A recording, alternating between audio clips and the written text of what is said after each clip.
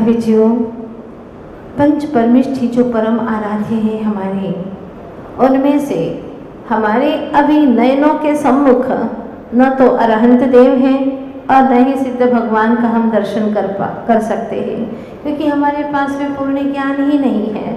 हम कैसे सिद्ध भगवंतों का दर्शन कर सकते हैं? न अरहंत न सिद्ध, दोनों में किसी का दर्शन नहीं हो पा रहा है। लेकिन इतना सौभाग्य जरूर है कि इस पंचम काल हुंडाव सर्पिणी में चारों तरफ भौतिकता की चकाचौंध है, इंद्रिय के भोगों की भरमार है। ऐसी परिस्थितियों में भी बड़े सौभाग्य से हम भक्ति और श्रद्धा से आचार्य, उपाध्याय और साधु, इन तीन परमेष्ठियों का आज भी दर्शन कर पा रहे हैं। वर्तमान में ऐसे ही एक महान आचार्य भगवान की जीवनी आप लोगों के सामने प्रस्तुत है, जिनका दर्शन करके, जिनका श्रवण करके हमें लगता है कि अरहंत कैसे होते होंगे सिद्ध, उनके जीवन की भूतपूर्व की दशा क्या होती होगी। तो इस ज्ञान धारा के माध्यम से हम समझ सकते हैं। बस आपको तो बहना ही बहना है, अविरल बहना है। कहते हैं कि नदी की अपनी कोई आशा नहीं होती, नदी की अपनी कोई आशा नहीं होती, लहरों की तट से कोई दिलासा नहीं होती, लहरों की तट से कोई दिलासा नहीं होती। इसीलिए चुपके से विद्या सिंधु में समा जाना, इसीलिए चुपके से विद्या सिंधु में समा जाना, क्योंकि समर्पण की कोई भाषा नहीं होती, समर्पण की कोई भाषा नहीं होती। कई लोगों को गुरु के प्रति पूर्ण समर्पण होता है, लेकिन उनके पास में भाषा नहीं होती है। उनकी गरिमा और महिमा एवं प्रशंसात्मक शब्दों को बांधने के लिए कोई शब्द नहीं होते उनके पास में, लेकिन भीतर में बहुत ही भावना होती है। कई पशुओं को, ऐसे महान संतों को देख करके आदर भाव उत्पन्न होता है, उनकी महिमा आती है, समर्पण की भावना आती है, लेकिन वे बोल नहीं पाते। लेकिन आप तो इंसान हैं, आप बोल भी सकते हैं, आप सुन भी सकते हैं, आप उनका चिंतन मंथन मनन भी कर सकते हैं कि सच में गुरु कैसे होते होंगे। ऐसे महान गुरु आचार्य श्री विद्यासागर जी महाराज, जो कि हमारे लिए तो एक पारसमणि की भांति हैं। अरे पारसमणि तो जंग लगे लोहे को कभी स्वर्ण नहीं बना पाता, लेकिन हमारे सद्गुरु तो ऐसे पारसमणि हैं, दिव्य और अलौकिक, जो जंग लगे हुए भोगों से लिप्त जीवों को भी योगों की और मोड़ देते हैं, और उन्हें भी जंग लगे हुए लोहों को भी स्वर्ण बनाने की क्षमता रखते हैं।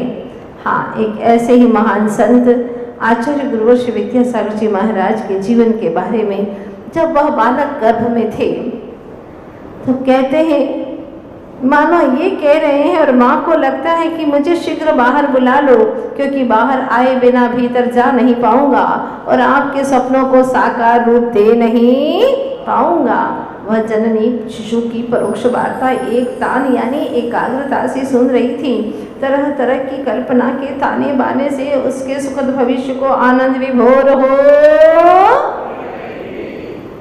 सोच रही थी कि कैसी संतान आने वाली है। बड़ा ही सुखद लगता है। आज स्वाध्याय के समय स्वाध्याय करती थी माँ पद्म पुराण का, तो कैसा लगा माँ को। आज स्वाध्याय के समय पद्म पुराण में श्री राम के जीवन से कुछ विशेष उद्बोधन हुआ। भीतर अपने ही भीतर विराजित आत्म राम का अनुभवन हुआ। देखो, बाहर में पद्म पुराण पढ़ रही है, राम भगवान का जीवन चरित्र पढ़ रही है, और पढ़ते पढ़ते भीतर के आत्म राम का अनुभवन होने लगा।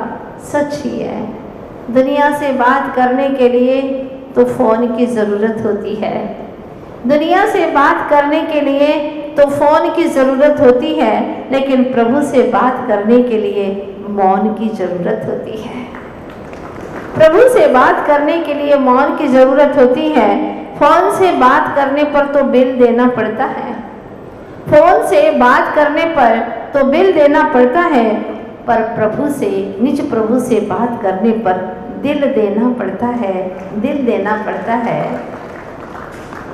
सौभाग्यशालिनी है वो माँ श्रीमती, जो प्रभु राम से एक तान हो अपने आत्म राम का अनुभवन कर रही है। तो अपने ही भीतर विराजित आत्म राम का अनुभवन हुआ। राम भवन से वन की ओर गए। क्या बन गए? जरा जोरों से बोलिए, ऐसे भगवान बनते हैं क्या? अपने भीतर की श्रद्धा को खोलिएगा। राम भवन से वन की ओर गए। जब यह ज्ञात हुआ तो मन चिंतन में।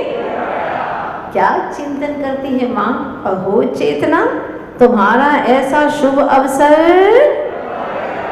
जड़ तन को तजकर कब अक्षय अविनाशी पूर्ण ज्ञान धाम में।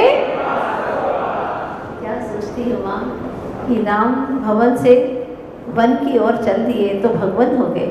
अहो चेतना, तुम्हारा ऐसा शुभ दिन कब आएगा कि तुम भी भगवत स्वरूप में प्रकट हो जाओगे? वो सुखद, वो शुभ दिन कब आएगा? क्योंकि माँ सोचती है इन भोगों में कोई सुख नहीं है। जिस प्रकार से केले का तना होता है, उसको निकालते जाओ, छिलका निकालते जाओ, अंत में क्या बचता है? कुछ नहीं, छिलके ही छिलके रहते हैं केले के तने में। बस उसी प्रकार से इन भोगों में भी भोगते जाओ, अनंत काल बीत गया, कभी तृप्ति हुई? कुछ नहीं, कोई सुख नहीं है। जैसे श्वान अस्थि को चबाता है, उसके जबड़ों से खून निकलता है, कड़ी होने के कारण से हड्डियां कड़ी होती हैं, उसको चबाता है और उसके जबड़ों से खून निकलता है। वह ये समझता है कि कितना अच्छा स्वाद आ रहा है, और उसे पता नहीं है जब वह हड्डी फेंकता है तब पता चलता है उसके सारे जबड़े छिल गए हैं। ऐसी ही भोगों की दशा होती है। भोग भोगते वक्त भले ही उस अज्ञानी जीव को मूर्खता से, जड़ता से अच्छे लगते हो, लेकिन इसका अंजाम अच्छा नहीं होता। जिस प्रकार से चाय पीने के बाद में अगर कोई जलेबी खाए तो उसका मिठास नहीं आता उसे, उसी प्रकार से भोगों में लिप्त अज्ञानी नादान जीव को कभी भी धर्म रूपी जलेबी में स्वाद नहीं आता। उसको नीरस जैसी लगती है, मिठास नहीं लगती, क्योंकि उसी में लथपथ है, वहाँ भोगों के कीचड़ में ही लथपथ है। ऐसी दशा है।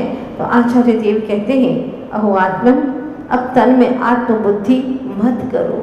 लिखा है एक जगह शतक में, तन में आत्मबुद्धि का होना जग दुखों का काम कहा, करुणा सागर गुरुवर कहते। क्या कहते हैं? क्यों तू निज को भूल रहा, तन में आत्मबुद्धि को तज कर बाह्य विषय को रोक जरा, अंतर यात्रा कर ले चेतन, पाले अनुभव सौख्य जरा। हे आत्मन, तन में आत्मबुद्धि को छोड़ अंतर यात्रा कर। अब समय आ गया है, शुभ चौगड़िया है, उत्तम मुहूर्त है।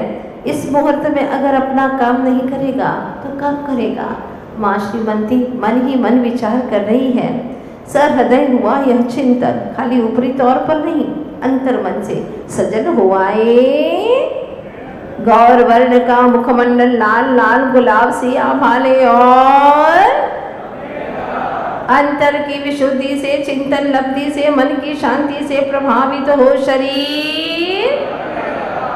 जैसे जैसे प्रसव काल निकट आ रहा है, माँ का शरीर चमकने लगा है, दमकने लगा है। ग्रंथ का शब्द शब्द कर्ण कुहरों में, कौन से ग्रंथ का? पद्म पुराण का। और यही चिंतन का आनंद कोख में पलने वाले शिशु को आनंदित। जब माँ ऐसे भाव करती है तो बालक पर भी, संतान पर भी प्रभाव पड़ता है। आज माँ क्या सोचती है? जैसे ही गर्भ में संतान आती है और वह क्या विचार करती, मुझे तो ये चाहिए ही नहीं, कहाँ से आ गया, क्यों आ गया, हाँ, तरह तरह के ऐसे दुर्विचार करती है। तो वो भी अंदर से सोचता, मुझे ऐसे माँ बाप चाहिए ही नहीं, ऐसे ऐसे माँ बाप मुझे बिल्कुल नहीं चाहिए, कहाँ आ गया मैं इसके गर्भ में। जो गर्भ में विचार किया था वह माँ उसे दूर करने की कोशिश करती है, और बच्चा भी माँ के कोख में ही उनसे दूर होना चाहता है। फलतः आज जन्म लेकर के बच्चा माँ पिता बच्चे को दूर कर देते हैं और बच्चा भी माँ पिता को दूर कर देता है। सारे संयुक्त परिवार खत्म, प्यार प्रेम खत्म, सिर्फ औपचारिकता रह गई। जितना मित्रों से प्रेम होता है उतना माँ बाप से प्रेम नहीं होता। फिर भी माँ बाप धर्म ध्यान छोड़ करके, विधान पूजा पाठ छोड़ करके, पैसा बचा बचा करके अपने संतान के लिए रखते हैं। वो विषय भोगों में मस्त रहता है। अगर तुमने कमाया है तो अपने धन दौलत को धर्म ध्यान में लगाओ, भाव की विशुद्धि हो ऐसे कार्यों में लगाओ। व्यर्थ में भोगों के कीचड़ में डालोगे कुछ नहीं होगा, वहाँ कीचड़ में कीड़े ही पैदा होंगे, कुछ नहीं होगा। इसीलिए अपने जीवन को सत्कार्यों में लगाना यही श्रेयस्कर है, यही बुद्धिमत्ता है। क्या होता है देखिएगा, यहाँ तो माँ का चिंतन ही अलग है। इधर खेलते खेलते ज्येष्ठ पुत्र महावीर, बड़े भाई थे इनके महावीर, जिन्होंने अब दीक्षा ले ली है। पता है ना आप लोगों को कहाँ पर हुई थी उनकी दीक्षा? बोलो। सिरपुर में। बहुत अच्छा। पहले तीनों भैया निकल गए, भजन गाते थे, लेकिन अब भजन को बदलना पड़ा। चारों भैया निकल गए, चारों भैया मुनि हो गए। वाह, ऐसा भी परिवार होता है, 4 भाई और चारों के चारों मुनि, और चारों अभी दिखाई दे रहे हैं। क्या सौभाग्य है। तो क्या हुआ, इधर खेलते खेलते ज्येष्ठ पुत्र महावीर स्नेह भरी माँ की गोद में आ बैठ गए, लेकिन माँ की आंखें अभी भी मूंदी है। देखिएगा दृश्य कितना प्यारा है, बहुत सुंदर दृश्य है। जयपुर का एक आर्टिस्ट था, हम जब लोग वहाँ पर थे तब उसने ये सारे चित्र अपने हाथों से बनाए। हाँ, अद्भुत चित्र बनाए हैं। ज्येष्ठ पुत्र महावीर स्नेह भरी माँ की गोद में आ बैठ गए, लेकिन माँ की आंखें अभी भी, कौन गोद में है कौन कोख में है, पल भर सब कुछ वह तो अपने आप में ही। इतने में ही सखी ने आवाज लगाई, अरे क्या सोच रही हो? आगंतुक कौन है, बेटा है या बेटी, यह विचार रही हो ना? आखिर तुम क्या चाह रही हो, बेटा या बेटी, क्या सोच रही हो तुम? गुलाब के पाखुरियों से होले होले खुले नयनों से निहार सखी से कहने लगी। क्या कहने लगी सुनिएगा, बेटा हो या बेटी, क्या फर्क पड़ता है? क्या बात कही है, इस समय सार का सार बोल गई माँ। बेटा हो या बेटी, क्या फर्क पड़ता है? पर्यायों को नहीं, आने वाली पवित्र आत्मा को। आने वाली जो पवित्र आत्मा है उसे देखना है, देहाकृति को नहीं। देह के भीतर वैदेही चेतना को, आकृति को क्या देखना? बेटा या बेटी, क्या फर्क पड़ता है? आज के समय में तो कुछ भी फर्क नहीं पड़ता। बेटा भी बाहर चला जाता है, माँ को सिर्फ आशाएं देता है, शोक देता है, दुख देता है। बेटियां चली जाती हैं दूसरों के घर पर, लेकिन वहां जाकर के भी माँ पिता के प्रति उसका प्रेम अटूट बना रहता है। वह बदले में अब कुछ नहीं चाहती, लेकिन बेटा ना कुछ करके भी सारी वसीयत लेना चाहता है। इसलिए बेटे से बेटियां कम नहीं है, ध्यान रखना। देहाकृति को नहीं, देह के भीतर वैदेही चेतना को निरखना है। और सखी जाते जाते कहने लगी, एक बेटी भी अगर माँ श्रीमंती जैसी हो जाए, आरिका का रूप धारण कर ले, तो हजारों घर को आबाद कर सकती है, उन्हें सही ज्ञान आत्मबोध दे सकती है। सखी जाते जाते कहने लगी, तुम्हारे गर्भस्थ शिशु के प्रभाव से होने वाले सद्विचार से मैं अति प्रभावित हूँ। ऐसी ही पवित्र दृष्टि मेरी भी हो, यही भावना भाते भाते उल्लसित हो। क्या दृष्टि है तुम्हारी, वाह! ऐसा शिशु तुम्हारे गर्भ में है जिसकी वजह से तुम्हारे इतने परिणाम निर्मल हो रहे हैं कि तुम पर्याय की नहीं, शाश्वत जो द्रव्य है वहां तक तुम्हारी दृष्टि जा रही है। ढलती शाम को खेत से लौटकर मल्लप्पा जी ने पुलकित मन वाली श्वेत वर्णी मृगनयनी काले घने प्रफुल्लित वदनी अर्धांगिनी श्रीमंती को बड़े गौर से देखा और पूछा। क्या पूछा? प्रिय, आज चेहरे पर अपूर्व चमक कैसी? क्या कुछ विशिष्ट उपलब्धि हुई है? यदि नहीं तो दीपक की लौ सी यह मुख पर रौनक। अगर तुम्हें कुछ आज उपलब्धि नहीं हुई है तो तुम्हारे चेहरे पर ऐसी दीपक जैसी रौनक क्यों है? क्या बात है आज, बताओ तो सही।